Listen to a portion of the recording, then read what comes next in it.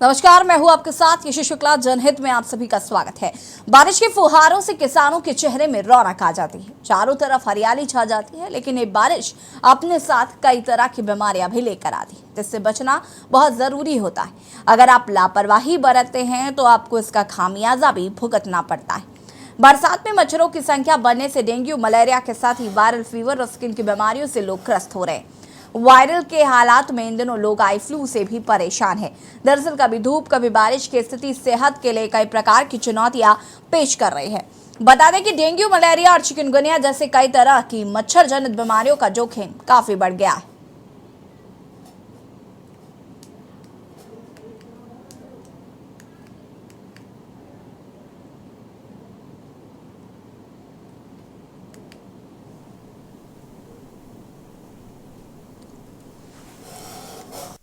Malaria के क्या कुछ लक्षण हैं वो भी आपको बता देते हैं। जोड़ों में दर्द, उल्टी होना या जी मचलाना, शरीर में खून की कमी,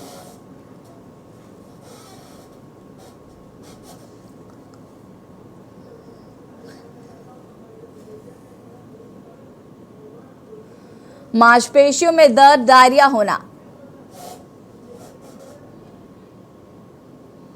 ठंड लगना और कांपना, कीटनाशकों का प्रयोग करें, फुल स्लीव्स के कपड़े पहने,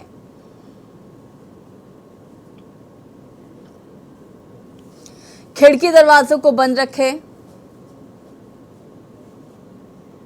घर ऑफिस में पानी ना जमा होने दें,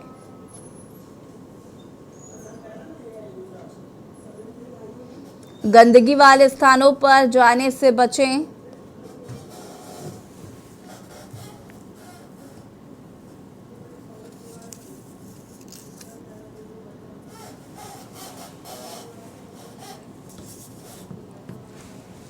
और हमारे साथ पवन तिवारी संवाददाता लखनऊ से जुड़ चुके हैं। डॉक्टर शशांक कैरन जी, अध्यक्ष आईएपी उत्तराखंड, हमारे साथ जुड़े हुए हैं। और मैं शुरुआत पवन आपसे करूंगी। लखनऊ में बात करें तो यहाँ पर डेंगू, मलेरिया के कितने मरीज हैं, क्या आंकड़ा है? व्यवस्थाओं की बात करें तो वो किस तरीके से है, नगर पालिका किस तरीके से काम कर रही है, क्योंकि इन दोनों मच्छर जनित बीमारियों का प्रकोप जो है वो चारों तरफ देखने को मिल रहा है।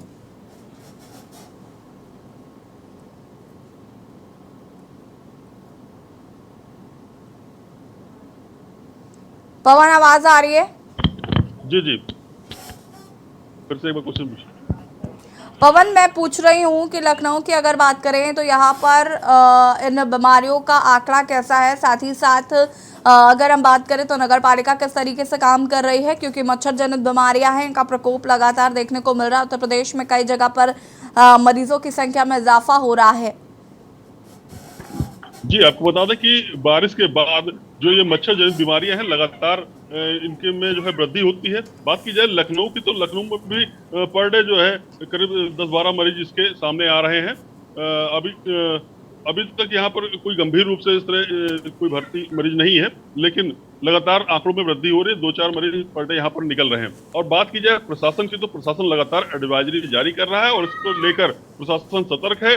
और जो गली मोहल्ले हैं जहाँ पर पानी भरा हुआ है उसकी साफ सफाई और रोग प्रतिरोधक दवाइयां छिड़काव किया जा रहा है। साथ ही साथ एडवाइजरी जारी की गई है कि जो भी गली मोहल्ले हैं या घर है या आसपास है जहां पर भी पानी का जमाव हो उसमें जो है लगातार साफ सफाई रखें। कूलर जो है, कूलर का जो पानी है उसको हर हफ्ते में बदलें, साफ पानी उसमें रखें। और कोई टायर हो या कहीं भी जो जल जमा हो वो ना होने दें। साथ ही साथ दिन में जो मच्छर काटते हैं उससे बचाव के लिए फुल आस्तीन की शर्ट पहने। और जो भी इंतजामात हैं हॉस्पिटलों में, तो अभी जो यहाँ पर हॉस्पिटल है वहां पर भी इसके लिए अलग से वार्डों की व्यवस्था कर ली गई है। पर्याप्त जो है दवाइयों की व्यवस्था है, जांच की व्यवस्था कराई जा रही है। तो फिलहाल अभी जो लखनऊ है यहाँ पर कोई ऐसी स्थिति नहीं उत्पन्न हुई। जिससे पिछली बार के अगर आंकड़ों की बात करें तो अगस्त में काफी ज्यादा डेंगू के मरीज हो गए थे और वो एक प्रकार का जो है काफी ज्यादा लोग यहाँ पर डेंगू से पिछली बार ग्रसित थे, जिसको लेकर काफी दिक्कतें हो रही थी। लेकिन इस बार का जो बात की जाए तो अभी तक जो अगस्त का माह चल रहा है, लेकिन डेंगू के कुछ ही मामले सामने आए हैं, जिसको लेकर प्रशासन पूरी तरह अलर्ट है। और जो हॉस्पिटल हैं वहां पर व्यवस्थाएं पूर्ण रूप से सुचारू रूप से की गई हैं। साथ ही साथ लगातार एडवाइजरी भी लोगों को जारी की जा रही है। और जहां कहीं भी इस तरह जल जमाव जैसी स्थिति है उसको भी साफ सफाई करने का कार्य जो है प्रशासन द्वारा किया जा रहा है जी। नगर पालिका अपना काम कर रहा है क्या पवन? नगर पालिका कितनी संजीदगी के साथ अपना काम कर रहा है? क्योंकि जो कीटनाशक दवाइयों का छिड़काव होता है वो क्या जगह जगह पर किया जा रहा है? जागरूक किस तरीके से किया जा रहा है? जनता को अपील किस तरीके से की जा रही है? जी, आपको बता दें नगर पालिका जो है प्रयास तो कर रही है, लेकिन जहां पर अभी कुछ जगहों पर जो जहां पर जल जमाव की जो स्थिति है, नालियां हैं, वहां पर साफ सफाई की व्यवस्था कर रही है, लेकिन कुछ जगहों पर अभी व्यवस्था पूरी तरह से नहीं हो पा रही है। जो गांव देहातों में जहां पर नालियां हैं, अभी वहां पर पानी भरा हुआ है, और जो लगातार बारिश का समय है, इसलिए जो शहर है वहां पर भी गलियों में भी पानी कहीं कहीं पर जमा है, जहां पर निकलने की व्यवस्था नहीं है, वहां पर पानी का जल जमाव है। लेकिन जो है कीटनाशक दवाइयों का छिड़काव शुरू कर दिया गया है। साथ ही साथ जो एडवाइजरी की जो बात की जा रही है, उसको जो है अखबारों के माध्यम से और टीवी चैनलों के माध्यम से प्रशासन लगातार प्रसारित करवा रहा है कि किस तरह से जो है इसकी बचाव किया जाएगा। लोगों को जो है जागरूक भी किया जा रहा है कि इसका जो बचाव है, इस रोग से बचाव ही इसका प्रमुख साधन है कि जो है दिन में जो है फुल शर्ट पहने और रात में मच्छरदानी का प्रयोग करें। साथ ही साथ जो मच्छर रोधी जो वो दवाइयां हैं, क्रीम है, उसको हाथों पे लगाए जो स्थान खुले रहते हैं, और फुल स्लीव्स की शर्ट का ही प्रयोग करें, जिससे जो मच्छर जो दिन में काटते हैं डेंगू के मच्छर, तो वो उससे उनका बचाव हो सके। तो कुल मिलाकर जो प्रशासन है लगातार ये प्रयास कर रहा है कि ये जो मामला है ज्यादा बढ़ने ना पाए। डेंगू का जिस तरह पिछली बार काफी ज्यादा प्रसार हुआ था, उस तरह से इस बार इसका प्रसार ना हो और ऐसी कोई पैनिक स्थिति उत्पन्न ना हो, जिसके लिए लगातार जो एडवाइजरी लगातार जारी की जा रही है। स्वास्थ्य विभाग भी इसको लेकर अलर्ट है, नगर पालिका भी अलर्ट है। अभी फिलहाल गांव देहातों में जो स्थिति है उसमें अभी उतना ज्यादा छिड़काव नहीं, लेकिन शहरी इलाकों में जो है दवाओं का छिड़काव भी शुरू कर दिया गया है जी। हमारे साथ डॉक्टर आशंक एरन जी भी जुड़े हुए हैं। आशंक जी, मच्छर जनित जो बीमारियां हैं उनका प्रकोप इन दिनों काफी देखने को मिल रहा है। सबसे पहले तो मैं चाहूंगी कि आप दर्शकों को ये बताइए कि कौन कौन सी बीमारियां जो है वो इन दिनों अक्सर हर साल मुझे लगता है देखने को मिलती है। मलेरिया, डेंगू तो हर साल इसी टाइम पे आता है। और बात करें हम आई फ्लू की, तो ये एक और नई बीमारी ऐड ऑन हो गई है। हालांकि आई फ्लू का कहर पिछले साल भी शायद देखने को मिला था, और अभी मुझे लग रहा है कि ये काफ़ी ज़्यादा बढ़ गया है। तो सबसे पहले तो ये जो बरसात के टाइम पे ये जो बीमारियां होती हैं, ये कौन कौन सी हैं, उसके बाद हम बात करेंगे कि कैसे इनसे बचाव करना है या क्या तरीके हैं। मैम, बरसात के टाइम पे हमारी 2-3 तरह की बीमारियां फैलती हैं। इसमें एक तो आप ये समझिए कि जो पानी के जमाव से मच्छर ज्यादा होने के कारण बीमारियां होती हैं, जैसे डेंगू, चिकनगुनिया, मलेरिया। उसके बाद फिर दूषित पानी पीने से जैसे हेपेटाइटिस ए, जिसको हैजा बोलते हैं हिंदी में, इस तरह की बीमारियां, वायरल डायरिया, और तीसरा जो होता है मौसम के चेंज की वजह से वायरल फीवर और खांसी, और जिसको हम जो सांस की नली है उसका इन्फेक्शन बोलते हैं। तो ये बीमारियां मेनली इस मौसम में फैलती हैं। इसमें जो है इन बीमारियों में मेन कारण, जैसे मच्छर से होने वाली जो बीमारियां हैं, उनका मेन कारण ये है कि हमारे कई जगह, बहुत बड़े शहर अगर आप छोड़ दें तो हमारे कस्बे और गांव और इन इलाकों में ना जल निकासी की जो व्यवस्था है वो बहुत अच्छी नहीं है। उसको ठीक करने की भी कोशिश की गई है, लेकिन अभी हम इस स्टेज पे नहीं है कि अगर भारी बारिश हो थोड़ी सी भी ज्यादा तो जल निकासी ठीक से हो पाए। जैसा हम देखते हैं कि थोड़ी बारिश होती है एकदम पानी बिल्कुल भर जाता है। दूसरा, लोग थोड़ा सा इस चीज के लिए बहुत जागरूक नहीं है। समय समय पे मीडिया और समाचार पत्र और ये सब लोगों को जागरूक करते हैं एडवर्टाइजमेंट के माध्यम से कि हमें पानी नहीं जमा होने देना चाहिए। तो वो भी एक रीजन है कि लोग खुद इतने जागरूक नहीं है, कि जिसकी वजह से ये पानी जमा हो जाता है और मच्छर उत्पन्न होते हैं। और दूसरी तरह की बीमारी, जैसे मैंने बात की कि जो दूषित पानी पीने से होती है, इस मौसम में लोगों को खास ख्याल रखना चाहिए कि जो भी घर के अंदर उनको पानी है, अगर उनके यहाँ फिल्टर नहीं है तो वो उसको उबाल के ठंडा करके पिए, क्योंकि इस मौसम में जो भी पानी आपको आ रहा है वो दूषित हो सकता है। प्लस आप घर से बाहर जो भी खाना खाएं वो गर्म खाना खाएं, क्योंकि जो गर्म खाना होता है, जो खाना उसमें बैक्टीरिया नष्ट होने के ज्यादा चांस। और तीसरी तरह की बीमारी जैसे वायरल फीवर, वायरल डायरिया, और ये जो बलगम और इस तरह की खांसी वाली चीजें हैं, निमोनिया वगैरह की, इनसे बचाव के लिए तो हमें उपयुक्त समय पे उपयुक्त कपड़े पहनने चाहिए, अपना टेम्परेचर उतना ही रखना चाहिए जितना सही है, और ठंडे गर्म से अपने आप को बचाव करना चाहिए। तो ये कुछ चीजें हैं जो हम इस मौसम में कर सकते अच्छा जी, अब बीमारियों की बात करते हैं एक एक करके, क्योंकि डेंगू हो, मलेरिया हो, चिकनगुनिया हो, इसमें बुखार कॉमन है। और हम कैसे ये पता करेंगे कि हम डेंगू से पीड़ित है, मलेरिया से पीड़ित है या चिकनगुनिया हुआ है, और इनके लक्षणों में क्या क्या अंतर है? सबसे पहले शुरुआत में डेंगू से करूंगी। डेंगू के बारे में बहुत ज़्यादा समझने की ज़रूरत है कि उसमें क्या क्या लक्षण होते हैं। हैं। जी, पहले मैं आपको ये बता दूं मैम कि मलेरिया जो है, जब से कोरोना काल खत्म हुआ है, उसके बाद देखने में आया है कि मलेरिया के केसेस में बहुत कमी आ चुकी हाँ है, जी। मतलब ना के बराबर हो गया है। उसका कारण तो खैर बाद में पता चलेगा क्यों मलेरिया के केसेस नहीं आ रहे। मलेरिया एक बीमारी है जो पैरासाइट से होती है, और बाकी जो दोनों बीमारी डेंगू और चिकुनिया की हम बात कर रहे हैं, ये वायरल बीमारियां हैं। ये एक तरह का वायरल इन्फेक्शन है, जैसे कोरोना भी एक वायरल इन्फेक्शन था। तो जितने भी वायरल इन्फेक्शन होते हैं, ज्यादातर इनके जो लक्षण होते हैं ना, बिल्कुल कॉमन होते हैं, उनमें भेद कर पाना बहुत मुश्किल होता है। तो अगर हम डेंगू की बात करें और चिकुनिया की बात करें, तो इन दोनों में एक तो कॉमन लक्षण नॉर्मल वायरल फीवर से अलग ये होता है कि इसमें पूरी बॉडी में, जोड़ों में, पैरों में बहुत सीवियर पेन होता है। तो अगर आपको बुखार हो रहा है और बुखार के साथ आपको ऐसा लग रहा है कि दर्द कुछ जो नॉर्मली बुखार आता है उससे कुछ ज्यादा दर्द हो रहा है जोड़ों में और शरीर में और पैरों में, तो वो डेंगू और चिकुनिया हो सकता है।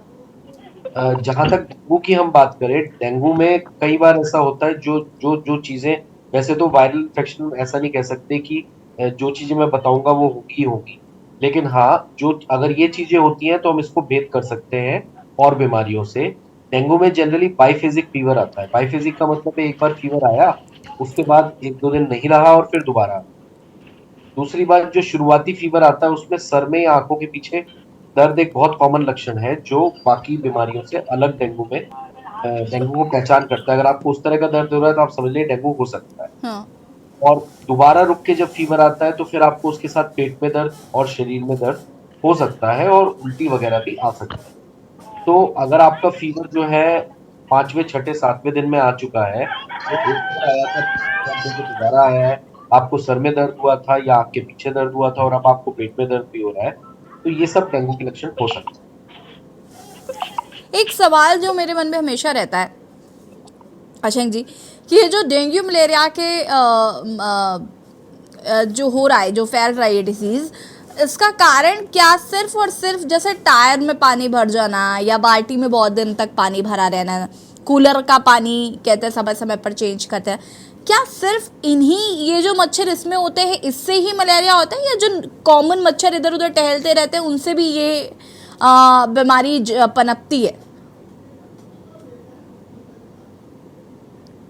आशंक जी।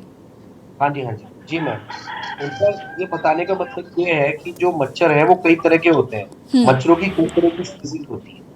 तो जो पर्टिकुलर स्पीसीज जो है डेंगू फैलाती है, वो पर्टिकुलर मच्छरों की स्पीसीज जो होती है, वो वो दूषित पानी में नहीं फैलती, वो सिर्फ साफ पानी में अपने आप को वो मच्छर ग्रो करते हैं। तो इसलिए बोला जाता है कि जो साफ और स्टेगनेंट, खाली साफ ही नहीं, जैसे नदी या नहर में बहता हुआ पानी होता है, तो बहते हुए पानी में ये मच्छर नहीं अपने आप को पनपते हैं। ये मच्छर सिर्फ और सिर्फ स्टेगनेंट वाटर, जो कि रुका हुआ स्थिर पानी है, और जो कि साफ पानी है, जो कि दूषित पानी नहीं है, सिर्फ उसमें ये मच्छर जो है पनपते हैं। तो ये बताने का मतलब कि हमें वो ना होने दें जिससे हमारे आसपास उस तरह के मच्छर ना पनपे।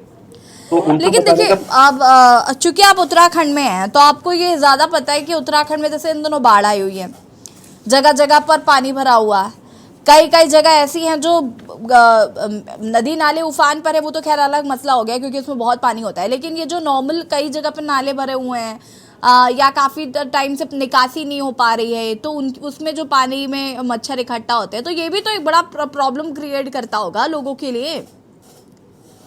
हमारा एरिया बिल्कुल सहारनपुर और मुजफ्फरनगर से लगा हुआ है। ना सिर्फ उत्तराखंड बल्कि ये यूपी के भी कई इलाकों में जो ये आपने बोला बिल्कुल सही बोला। यही हम बोल रहे थे कि जो पानी है वो पानी की निकासी ना होने के कारण कई जगह ये पानी स्टैग्नेंट होता है और तो कुछ सिटीज होती हैं उनके बीच से मान लीजिए नहर जा रही है और उसका पानी कुछ देर के रोक दिया गया और वो स्थिर हो गया। हाँ। इन सब एरिया से भी ये मच्छर उगेगा उसके बाद। हाँ। अगर ऐसा आपका कहना बिल्कुल सही है, जो आपका सवाल है इसका उत्तर यही है कि बिल्कुल इन जगहों पे भी ये मच्छर पनप सकता है। हाँ, अगर हम उत्तराखंड की बात करें तो यहाँ पर मरीजों का आंकड़ा क्या है? यहाँ पर कितनी संख्या हो गई है डेंगू के मरीजों की? क्योंकि मुझे लगता है उत्तराखंड में तो इस समय वैसे भी बारिश लगातार हो ही रही है। और यहाँ पर मैं अगर बात करूँ तो अस्पतालों का क्या रख रखाव है? कितना डेंगू लहरे के लिए, क्योंकि अलग वार्ड्स होते हैं, तो उसमें कितना तैयारी है, व्यवस्था है सरकार की तरफ से भी? मैम देखिए, सरकार का तो एक ड्रिल होता है। इसमें ये अच्छी बात हो गई है कि हर साल सरकार उस ड्रिल के हिसाब से जैसे ही सीजन आता है एक जितनी भी सरकारी हॉस्पिटल्स हैं उसमें ईयर या मेडिकल कॉलेजेस है उसमें ईयर मार्क कर देते हैं कि एक वार्ड डेंगू के लिए है। लेकिन एक्चुअल में अगर आप देखें तो वो एक्टिवेट तभी होता है जब डेंगू के केसेस एक्टिव होते हैं। तो अभी स्थिति ये है कि जो केसेस हैं अगर आप देखें कि किसी भी प्रैक्टिशनर से पूछेंगे कि भाई जो ओपीडी में केसेस आ रहे हैं जो लोगों को वायरल हो रहा है उसमें ज्यादातर वायरल जो है वो डेंगू के काफी नंबर ऑफ केसेस काफी हाई है। तो डेंगू काफी लोगों को हो रहा है। लेकिन ये एक अच्छी बात है कि अब तक कोई एडमिशन रेट थोड़ा कम है। मतलब इतना सीवियरिटी इस इन्फेक्शन में इस बार देखने को नहीं मिल रही है। अभी तो शुरुआती दिन है, अभी तो कुछ आगे भी ये चलेगा कि बिल्कुल भी सीवियरिटी ऐसी नहीं आ रही है कि लोगों को एडमिट होना पड़ रहा हो या कोई कैजुअलिटी हो रही हो। ऐसा नहीं देखना। केसेस काफी है। एक डेथ भी हुई है अभी जैसे जिस रहते हैं उसके आसपास। लेकिन होना चाहिए बस। ठीक है आशंक जी, मैं वापस आऊंगी। हमारे साथ एक दर्शक जुड़ चुके हैं, पूजा शर्मा जी हैं। बहुत बहुत स्वागत है पूजा जी, और अपना प्रश्न पूछ सकती हैं आप या अपनी राय रख सकती हैं। चलिए, संपर्क टूट गया है, आप हमें फिर से संपर्क कर सकती हैं। लगातार टीवी स्क्रीन पर नंबर फ्लैश हो रहे हैं। इस मुद्दे से जुड़ी यदि आपकी कोई भी राय हो आप हमें कॉल कर सकते हैं। जयवीर मावी गाजियाबाद से हमारे संवाददाता जुड़ चुके हैं।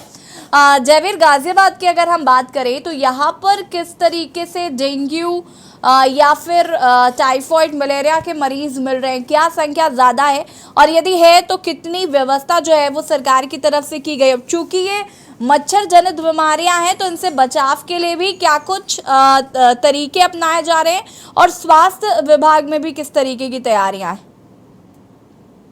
देखिए, मैं आपको बता दूं कि इस समय मैं लोनी ब्लॉक के गांव सिरोली में मौजूद हूं और आप मेरे सामने पीछे देख पाएंगे जो एक नाला जा रहा है, इसके हालात कितने बदतर हैं, कितनी गंदगी इस नाले की है। और सड़क पर, क्योंकि ये जो नाली है जहां पर मैं मौजूद हूं इसको नहर कहा जाता है, और इस नाले में गंदगी के आलम इतने हैं कि मच्छर और तमाम ऐसी बीमारियां इस गांव में फैल रही हैं। इस गांव के निवासी भी हमारे साथ मौजूद हैं जिनसे मैं आपकी बात भी कराना चाहूंगा कि आखिर जो गांव है, गांव में सफाई व्यवस्था को लेकर, क्योंकि जिस तरह से लगातार मच्छर और डेंगू और मलेरिया की जो बीमारियां फैल रही है कहीं ना कहीं गंदगी और जो जिस तरह गाजियाबाद जनपद में बाढ़ आई थी उस बाढ़ के बाद से जो हालात है वो कहीं ना कहीं काफी गंभीर यहाँ पर स्थिति है। लोनी ब्लॉक का एक गांव मेवला भट्टी भी रहा है जहां पर एक समय पर लगभग 500 से ज्यादा डेंगू के मरीज निकले हैं, और वहीं जो आसपास के जितने भी देहात के गाजियाबाद शहर में गांव हैं वहां पर अभी तक भी जो हालात हैं वो बद से बदतर हैं। और ऐसे हालात में, क्योंकि जिस तरह से गंदगी की बात करें, डेंगू मलेरिया की बात करें, तमाम ऐसे बीमार लोग हैं, और वहां पर गाजियाबाद के तमाम प्रशासनिक अधिकारियों को कैंप करना पड़ा था। मेरे साथ मौजूद एक लोग हैं जो किसान नेता भी हैं और इसी गांव के निवासी नरेंद्र प्रधान जी, जिनसे मैं बात भी कराना चाहूंगा कि आखिर किस तरह की जो समस्या है, जिस तरह डेंगू और मलेरिया को लेकर। प्रधान जी, जिस तरह डेंगू और मलेरिया फैल रहा है गाँव में, क्या कहोगे आप? गांव में इस टाइम बद से बदतर हालत हो चुके हैं। ना तो कोई सफाई की व्यवस्था है, ना मच्छरों की दवाई की छिड़काव की कोई व्यवस्था है। सारी व्यवस्था भंग हो चुकी है। मैं आपसे अनुरोध करूंगा, दिखाइए कितना कूड़ा और सारी चीज पड़ी हुई है। हमारे गांव के नजदीक में जो मेवला भट्टी गांव है, यहाँ से 500 मीटर दूरी है, ज्यादा दूरी नहीं है, 500 मीटर ज्यादा नहीं होती। वहां पर जो डेंगू खत्म होकर अब इधर गांव की तरफ रुक कर रहा, और इधर कोई स्वास्थ्य विभाग का या कोई गांव की तरफ से कोई ऐसी सुविधा अभी तक गांव वासियों को नहीं मिली है। तो नरेंद्र, जिस तरह से लगातार जनप्रतिनिधियों की बात करें या ब्लॉक के जो अधिकारी हैं उनकी बात करें, तो क्या उन्होंने अभी तक जो दवाई की जो छिड़काव है, जो डेंगू का लार्वा है, उसका छिड़काव अभी तक कराए? गांव को कोई सुविधाएं दी हैं? नहीं, कुछ भी सुविधा के नाम पे यहाँ कुछ नहीं हुआ, कुछ भी अभी तक। अच्छा, जिस तरह बीमारी की बात करें तो कितने लोग यहाँ पर बीमार होंगे?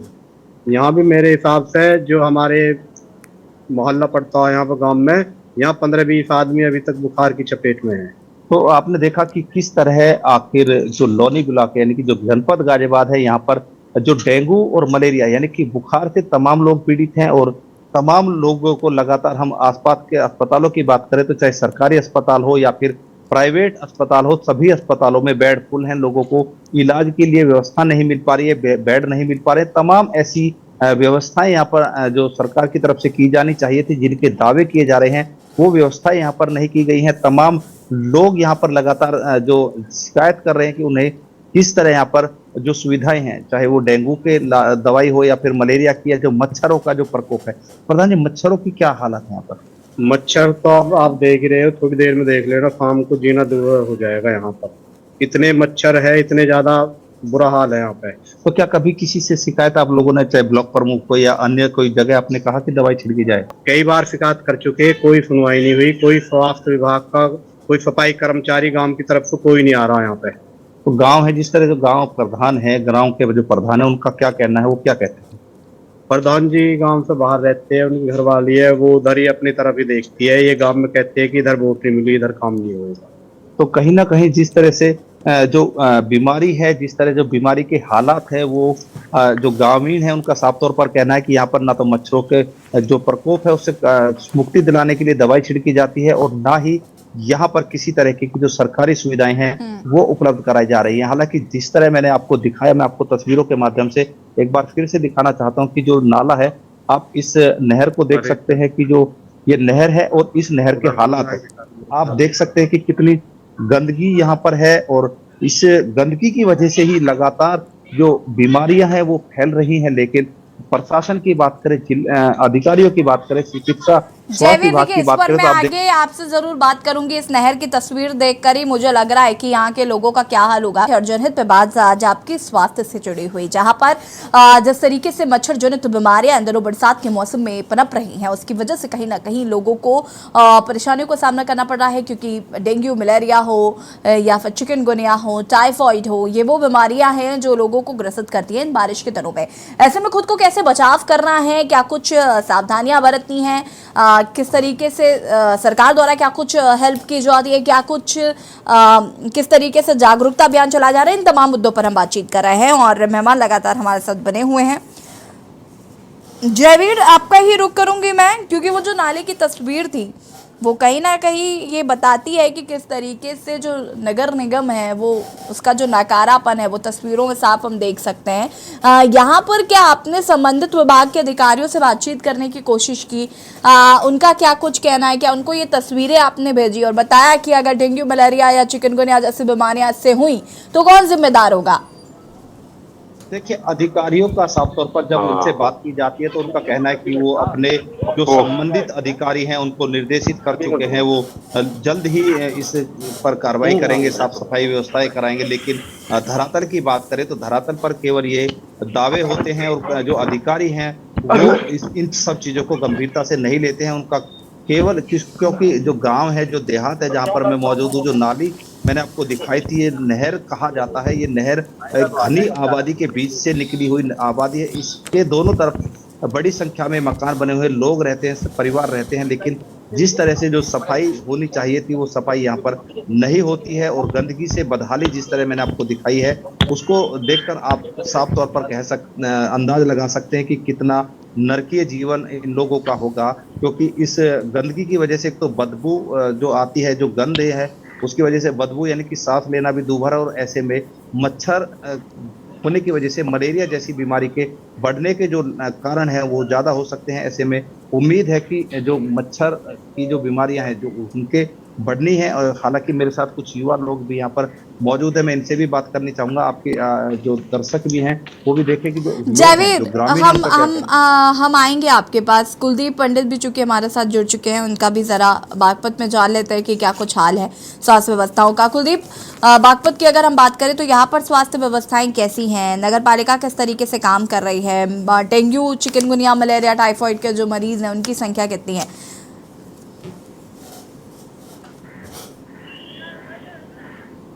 अनम्यूट कीजिएगा।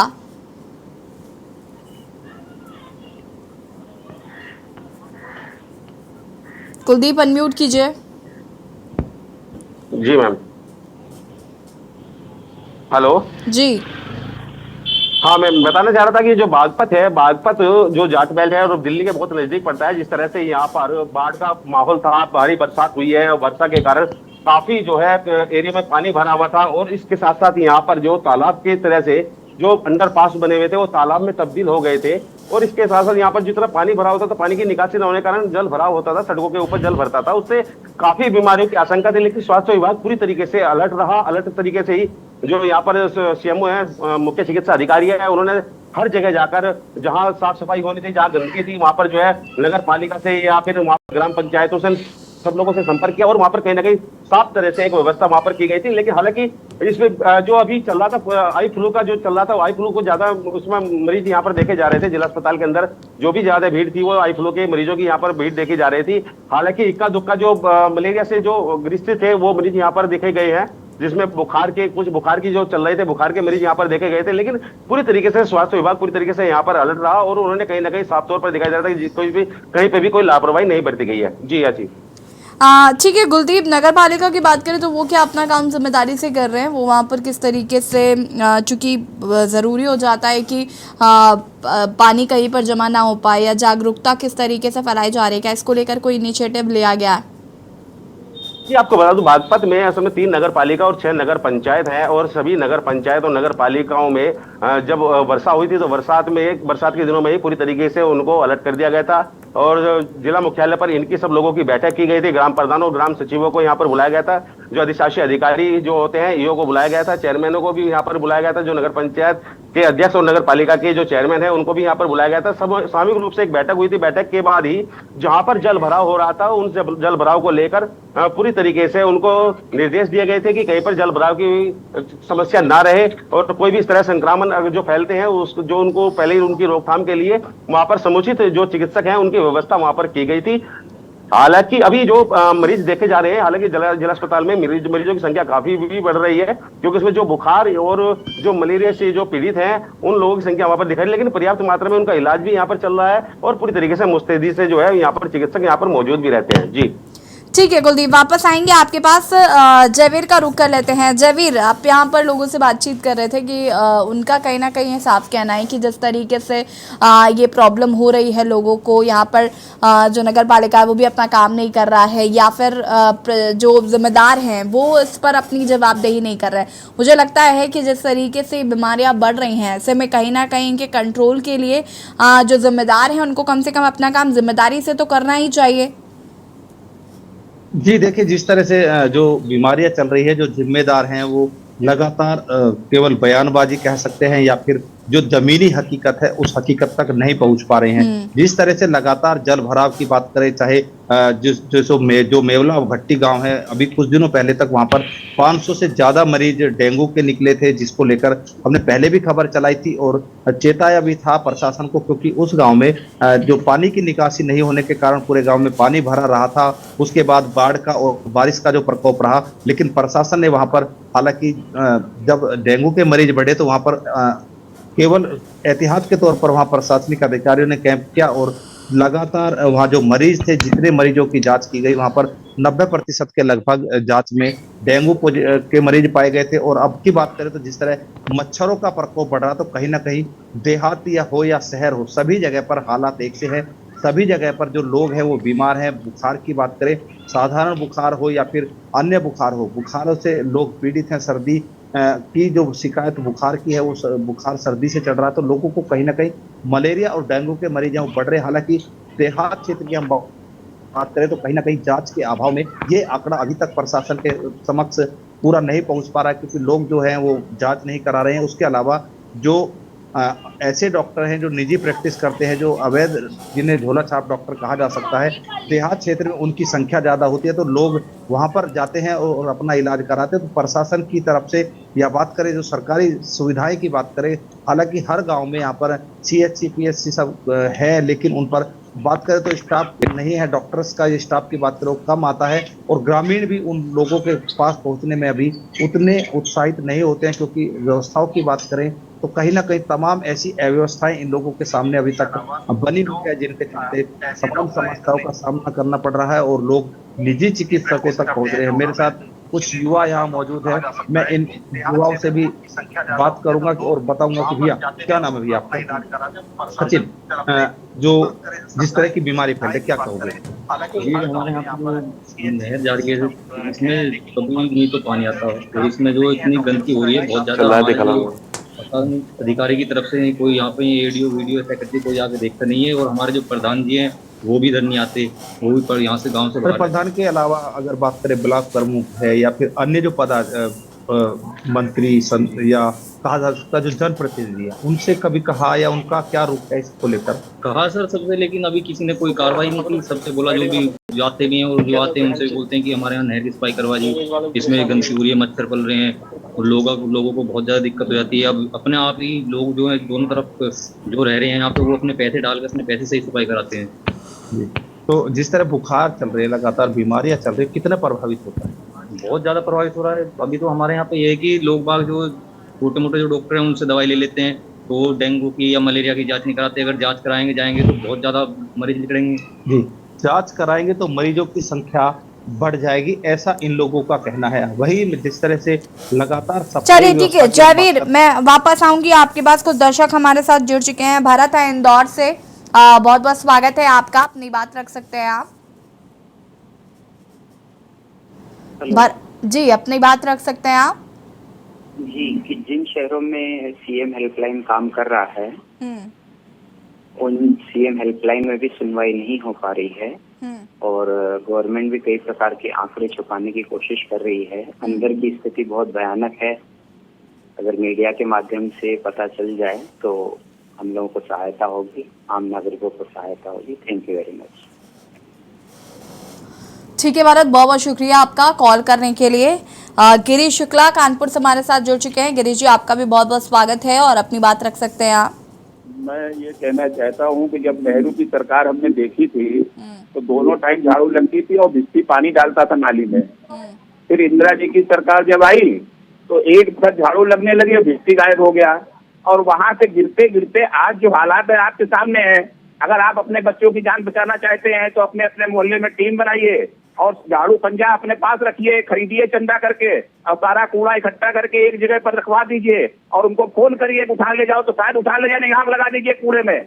और जितनी नाली नाले हैं गैमेथिन पाउडर और चूना का मिला के छिड़काव आप स्वयं करिए अपने आप। अब आपकी सुनने वाला कोई नहीं है। अब आप जो कल्पनाएं आप सोचते हैं वो सब बेकार हैं। आप अपनी जान बचाना है तो स्वयं आगे बढ़िए।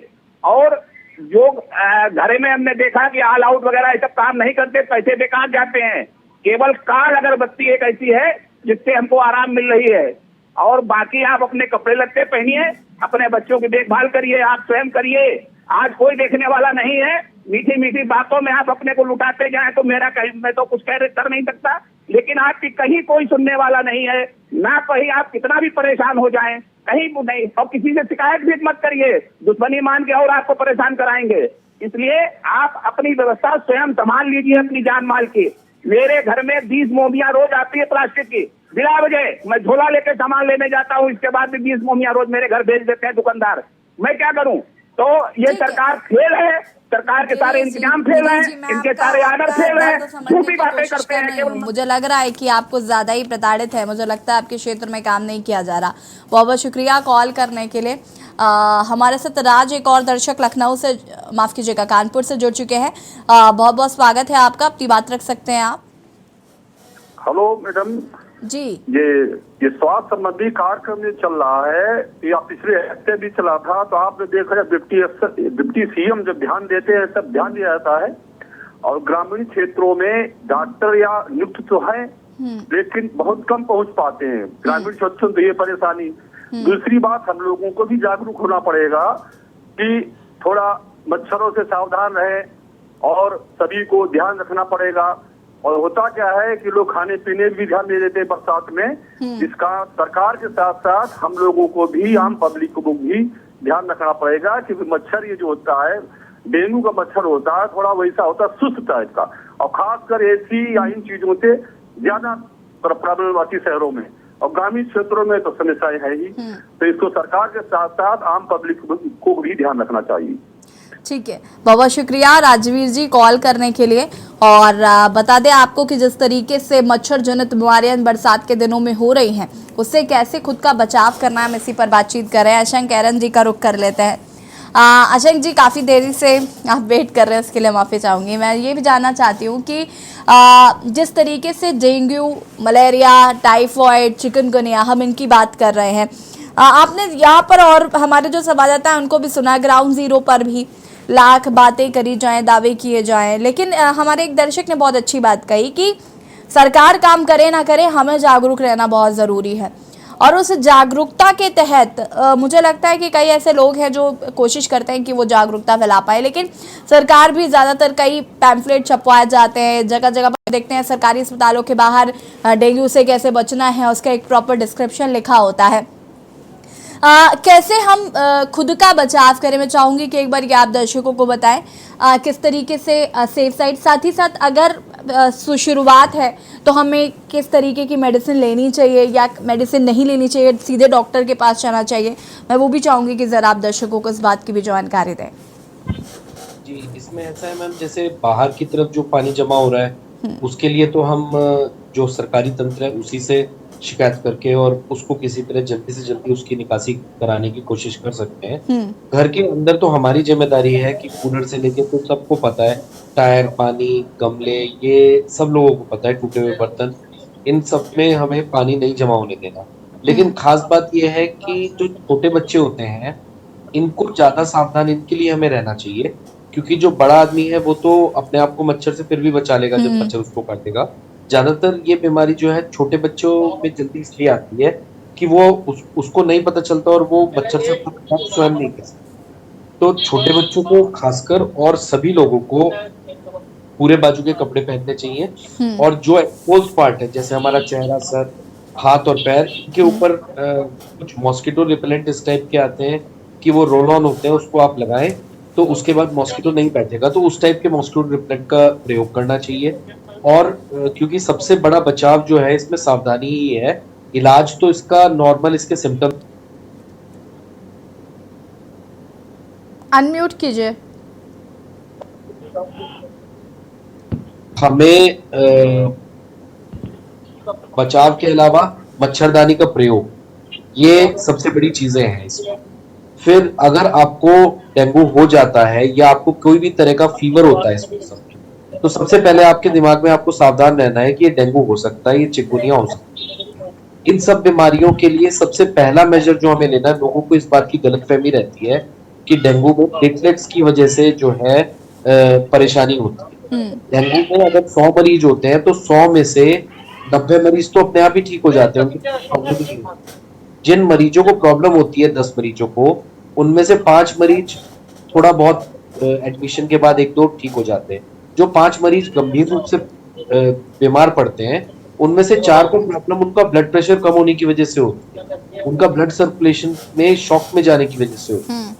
तो प्लेटलेट्स की वजह से तो 1% से भी कम कोई डेथ या कोई परेशानी होती है। तो वो ब्लड प्रेशर नॉर्मल रखने का तरीका है कि हॉस्पिटल में भर्ती करके उसमें फ्लूइड्स दिए जाते हैं जिससे कि ब्लड प्रेशर और ब्लड सर्कुलेशन सुचारू रहे। तो अगर हम घर पे ही शुरू से हमें वायरल होता है, मैं अपने सभी मरीजों को ये बोलता हूँ कि अब आपको इस मौसम में वायरल हो गया है, डेंगू की संभावना है, आप 1 से लेके 2 लीटर एक्स्ट्रा फ्लूइड, अगर कोई बड़ा आदमी है तो 1 से 2 लीटर एक्स्ट्रा, कोई छोटा बच्चा है तो आधा लीटर एक्स्ट्रा फ्लूइड पीना शुरू कर दे, किसी भी तरह का फ्लूइड, तरल पदार्थ। उससे क्या होगा, आपका ब्लड सर्कुलेशन जो है वो ठीक रहेगा और डेंगू आपके शरीर पे ठीक है। अगर ब्लड की कमी, क्योंकि मुझे लगता है इस समय ब्लड की कमी के काफ़ी ज़्यादा पेशेंट मैं आजकल सुन रही हूँ, मेरे इर्द गिर्द बड़े सारे लोग हैं जो ब्लड की कमी हो रही है उनमें, ये क्यों हो रहा है? साथ ही साथ ब्लड को नेचुरली कैसे बढ़ाया जा सकता है? जी, ब्लड की कमी तो सबसे कॉमन कारण होता है उसका हीमोग्लोबिन की कमी, और हीमोग्लोबिन आयरन के कारण कम होता है। तो अगर आप देखेंगे तो भारत में मेजॉरिटी पॉपुलेशन जो है वेजिटेरियंस है, शाकाहारी है। तो शाकाहारी लोग जो नॉनवेज नहीं लेते, नॉनवेज एक बहुत बड़ा सोर्स है ब्लड का हीमोग्लोबिन बढ़ाने के लिए आयरन का, तो उनको अपने आप को आयरन इंक्रीज करने के लिए ऐसी चीजें खानी चाहिए जिसमें आयरन ज्यादा मात्रा में होता है, जैसे गुड़। गुड़ एक ऐसी चीज है जिसमें आयरन सबसे ज्यादा मात्रा में होता है। ठीक है, फिर अनार, जो वेजिटेरियन सोर्सेज है आयरन के, वो गुड़, अनार, हरी पत्तों वाली सब्जी, और ये कुछ ही चीज रह जाती है वेजिटेरियंस के लिए अपना आयरन बढ़ाने। तो हरी पत्तों वाली सब्जी, अनार, सेब, इस तरह के कुछ फल, और खासकर गुड़, इससे आयरन इंक्रीज होगा। और अगर किसी में आयरन की कमी है तो मेजोरिटी ऑफ टाइम्स वो आयरन डेफिशिएंसी एनीमिया है, हीमोग्लोबिन की अगर कमी है, ब्लड की कमी है, तो उनको आयरन के सिरप तो बहुत कॉमनली मार्केट में अवेलेबल है, आयरन के सिरप का सेवन करके अपने ब्लड को बेटर करना चाहिए। पवन, आपसे जानना चाहेंगे, अगर हम लखनऊ में बात करें तो यहाँ पर स्वास्थ्य विभाग की क्या तैयारियां हैं? स्वास्थ्य विभाग किस तरीके से काम कर रहा है? जैसे कि मैं बात कर रही थी, सरकारी अस्पतालों के बाहर एक नोट लगा दिया जाता है कि डेंगू से बचाव के तरीके या चिकनगुनिया से बचाव के तरीके, तो क्या इस तरीके की जागरूकता चल रही है, देखने को मिल रही है कहीं पर ऐसी कोई तस्वीर?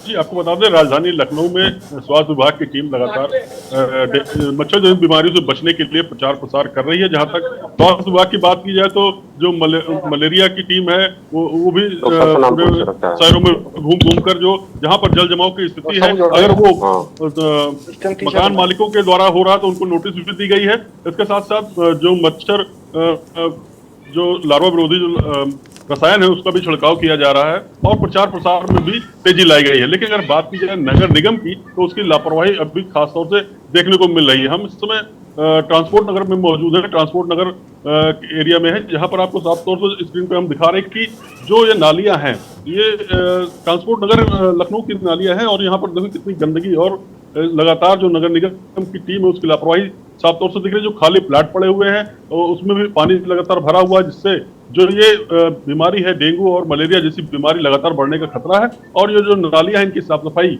नहीं होती, जिसके लिए साफ तौर से जिम्मेदार नगर निगम है, और नगर निगम कहीं ना कहीं अपनी जो जिम्मेदारी उससे भाग रहा है, और जिससे लोगों को इस तरह की जो बीमारियां हैं इसका खतरा उत्पन्न हो गया है। तो जहां उत्तर प्रदेश सरकार लगातार और स्वास्थ्य विभाग की टीम लगातार प्रयास कर रही, वहीं नगर निगम और नगर जो और ग्राम पंचायतों की जो टीम है वो कहीं ना कहीं उनके अंदर अभी जागरूकता नहीं आई है, और वो इस तरफ कम ध्यान दे पा रहे हैं। तो जिस तरह ये अभी पानी यहाँ पर नलियों में भरा हुआ है, गंदगी है, इससे यहाँ पर लगातार मच्छर जनित बीमारियों के फैलने की आशंका बनी हुई है। तो ये कहीं ना कहीं नगर निगम की जो टीम है वो उत्तर प्रदेश सरकार की जो योजनाएं हैं उसको पलीता लगाने का काम कर रही है। संबंधित अधिकारियों से बातचीत करने की कोशिश की, क्या कुछ कहना है उनका?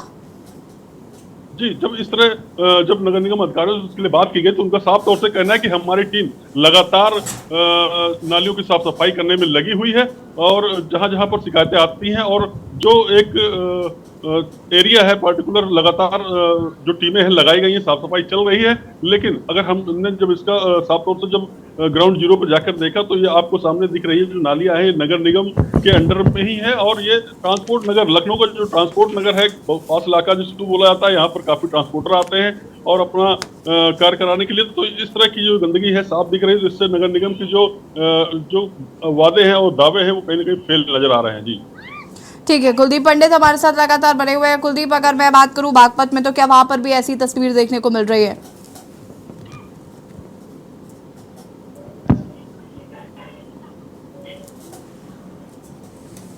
अनम्यूट कीजिएगा।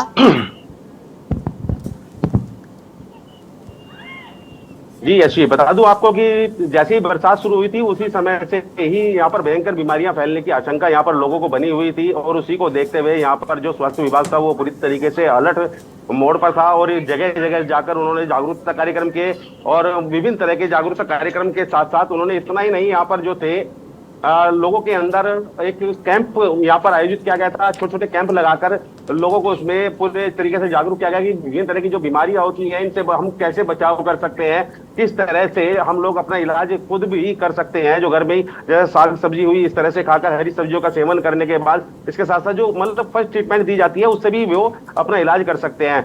जैसे बता दूं मैं आपको कि हमारे साथ सत्येंद्र शर्मा जी यहाँ पर जो चिकित्सक है वो हमारे साथ मौजूद हैं। उनसे बात करते हैं एक बार कि जिस तरह से बीमारियां फैल रही हैं तो उनसे बचाव के क्या रास्ते हैं, किस तरह से हैं। सत्येंद्र जी इधर ही आ जाइए। सत्येंद्र जी आपका केन्यूज में बहुत बहुत स्वागत है।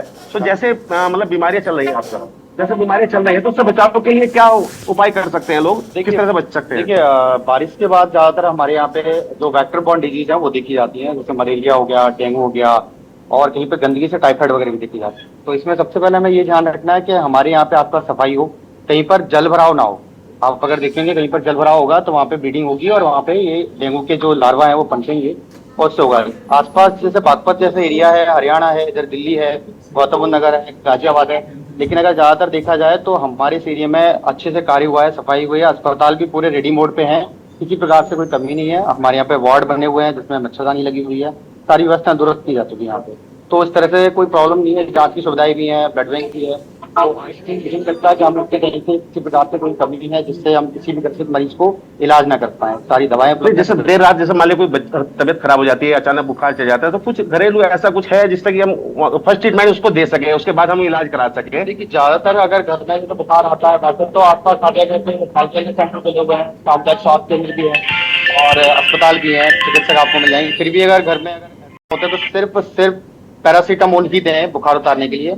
ज्यादा तेज बुखार है तो इससे ठंडे पानी की पट्टियां करें और लिक्विड ज्यादा से ज्यादा देते रहें। बाएं के बाजू में कपड़े पहनाएं और अपने बच्चों को शाम के टाइम पे जब भी आप बाहर निकालें तो कहीं ना कहीं इस बात का ध्यान रखें कि मच्छरों में मतलब एकदम शाम को जो मच्छर होते हैं उसमें ना हो, उनमें फुल बाहों के बाजुओं के कपड़े हों और इस तरह से। और अपने जितने भी चिकित्सक हैं उनसे संपर्क करें और उसकी जांच करा के ही इलाज लें, कुछ से दवाई ना लें। बहुत बहुत धन्यवाद आपका। तो ये हमारे चिकित्सक थे जो सीएचसी भी जो स्वरूपुर है यहाँ पर ये तैनात है और पूरी तरीके से मैं आपको बता रहा था कि जिस तरह से यहाँ पर जो स्वास्थ्य विभाग है वो पूरी तरीके से अलर्ट रहा है, छोटी छोटी बातों को भी बहुत अच्छे तरीके से उनको देख रहे हैं और मरीजों को भी अच्छे तरीके से देख रहे हैं। इसके साथ साथ मतलब जिस तरह से बीमारियां फैल रही हैं, हालांकि अभी मरीजों की संख्या अचानक से एकदम बढ़ी है, जिस तरह से बरसात के बाद अचानक से बुखार का प्रकोप ज्यादा हुआ है, जिस तरह मलेरिया के लक्षण यहाँ पर देखे जा रहे हैं। हालांकि अस्पतालों के अंदर सुबह से ही भारी भीड़ यहाँ पर नजर आती है। चलिए हम उम्मीद करते देखिए कुलदीप जी की प्रशासन शासन जो भी जिम्मेदार हैं वो अपना काम करें और ताकि लोग जो है वो रोग मुक्त हो सके, साथ ही साथ जो लगातार जागरूकता अभियान है उसका भी असर देखने मिले।